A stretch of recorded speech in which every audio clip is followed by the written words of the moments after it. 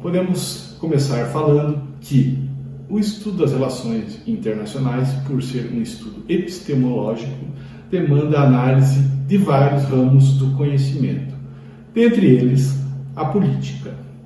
Começamos dizendo que, apesar da filosofia política grega, especialmente antiga, tratar aspectos ideais para a política, a partir do século XV, nós observamos que as coisas começam a sofrer algumas alterações. Especialmente com o estudo de Nicolau Maquiavel, a gente estreia o realismo político na Idade Média. O realismo político provoca um rompimento no estudo referente às relações internacionais e também um rompimento com a ideia que se tinha até então de política. Como assim um rompimento? A partir desse momento passa-se a estudar a política de uma outra maneira, tal qual nós veremos agora. Bom, Maquiavel foi um florentino, Niccolò dei Machiavelli, que trouxe para nós grandes obras, mas especialmente uma que mudou a história da política. Maquiavel escreveu um livro chamado De Principatibus, conhecido como O Príncipe. Na verdade, uma tradução livre, uma vez que, se levarmos aí ao pé da letra, ele escreveu Dos Principados. Nesse livro, portanto, aí a gente observa uma ruptura no pensamento da política. Maquiavel como o pai do realismo político. A partir do século XV, observamos aí alguns aspectos inerentes ao poder, especialmente o egoísmo. Maquiavel é florentino, portanto, escreveu essa obra para a família Médici, pautado nas ações de um príncipe, aí governante da época, chamado César Borgia, irmão de Lucrécia Borgia e filho do Papa Alexandre. Maquiavel observou a conduta de César Borgia com relação aos principados ao redor da cidade de Florença, onde ele residia. Vejam, ele observou que César Borgia era inescrupuloso ao máximo, a ponto de reunir para um banquete, um jantar, a fim de discutir alguns aspectos importantes da região da Itália, convidando as pessoas que estavam no poder desses principados para efetivamente melhorias regionais. Todavia, observou que essa inescrupulosidade de César Borgia era muito grande, a ponto de adentrarem no recinto para o banquete para discutir aspectos importantes sobre os seus principados. César Borgia fechava as portas e matava todos os príncipes, portanto, dessas localidades. A primeira pessoa que cunhou a palavra Estado para explicar o que nós entendemos hoje foi Maquiavel. Ou seja, o que nós temos como ideia de Estado hoje foi cunhado por Maquiavel. Ele extraiu da máxima latina status republic, quer dizer Estado da coisa pública, a palavra status, Estado, e na sua obra constantemente ele se refere ao que nós temos hoje, aí portanto, como coisa pública, somente por Estado. Essa inescrupulosidade, ou essa maldade, esse egoísmo de César Borgia foi um dos fatores importantes para Maquiavel apresentar como faz um príncipe para alcançar o poder e se manter no poder.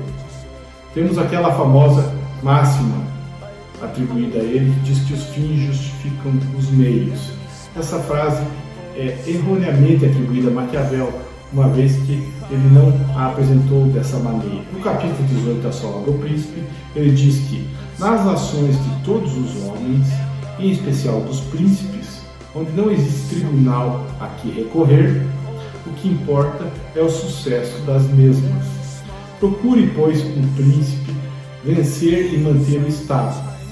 Os meios serão sempre julgados honrosos e por todos louvados, porque o vulgo sempre se deixa levar pelas aparências e pelos resultados, e no mundo não existe senão o vulgo. Fecha aspas. Essa é a frase de Maquiavel, do capítulo 18 do livro O Príncipe, que deu aso à interpretação que temos hoje diz que os fins justificam os meios, ou seja, de que o governante, o príncipe, aquele que almeja o poder, vai fazer de tudo para alcançá-lo e manter-se no mesmo. Importante lembrar que Napoleão Bonaparte comentou a obra O Príncipe. Fica a dica, se você ainda não leu O Príncipe, de preferência leia com as anotações de Napoleão Bonaparte, quando por vezes ele apresenta Maquiavel como genial e por vezes apresenta Maquiavel como um louco.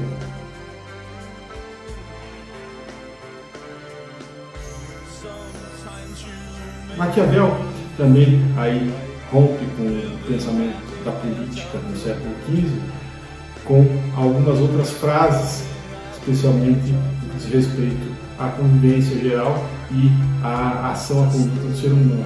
Algumas coisas importantes, como por exemplo que o homem esquece mais facilmente a morte do seu pai do que a perda da sua fortuna. Ou seja, que o homem se preocupa mais com o dinheiro do que com o ser humano. Ainda ele traz para nós uma frase bacana e importante, que é a seguinte, que aquele que fizer da sua vida profissão de bondade está fadado à ruína, ao insucesso, uma vez que vive no meio de muitos que não são bons.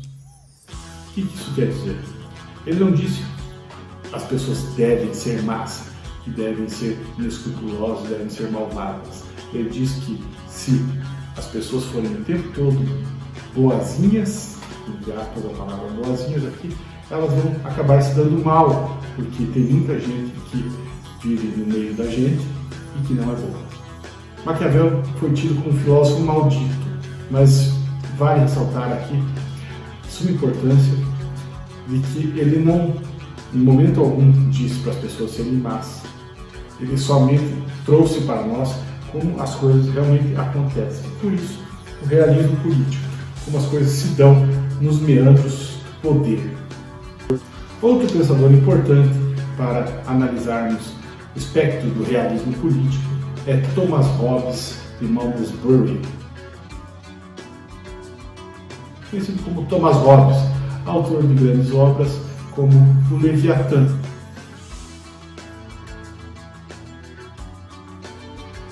Thomas Hobbes traz aspectos importantes com relação à questão da natureza humana. Ele diz que o homem é o lobo do homem, omni lupus homini, num estado de natureza que, se largarmos duas pessoas sozinhas, fechadas, em determinado ambiente, sem possibilidade de sair, vai chegar um momento que provavelmente uma mate a outra para comer, para sobreviver. Então, numa espécie de estado de necessidade. O homem é o lobo do homem. Ainda ele, na sua obra Leviatã, e também em algumas partes da sua obra do Cidadão Robespierre, ele traz a ideia de que deve haver uma separação, uma cisão entre o poder civil e o poder eclesiástico. Mais ou menos, em linhas gerais, de que não deve haver interferência da religião em assuntos do Estado. Mas Thomas Hobbes segue na linha do estado de natureza, dizendo que vivemos em constante guerra de todos contra todos. Ou seja, que a guerra é sempre o expediente possível, que ela é constante e que a gente experimenta momentos de paz. Ainda sobre Thomas Hobbes, legal de mencionarmos uma frase citada por Adam Smith, pai do liberalismo econômico, na sua grande obra Especulações acerca da causa e da origem da riqueza das nações, conhecido somente como Riqueza das Nações, que ele diz que Hobbes menciona que dinheiro é poder. E a gente sabe que, no que diz respeito às relações internacionais, esse estudo é muito importante, o estudo do poder econômico das nações. Também vale lembrar que, no que diz respeito aos tratados internacionais, pactos, acordos, enfim, das relações internacionais, Hobbes diz que os pactos sem a força não passam de palavras sem substância para qualquer segurança a ninguém. Ou seja, Hobbes traz para nós, portanto, aí, também a ideia de que os pactos sem a utilização da força, efetivamente aí, são palavras sem substância, né? Não dando segurança a ninguém. Mas uma das principais passagens da obra de Hobbes nos remete à ideia de que o homem atribui parte da sua liberdade, ou deve atribuir parte da sua liberdade, a uma autoridade superior para que o regule, não é?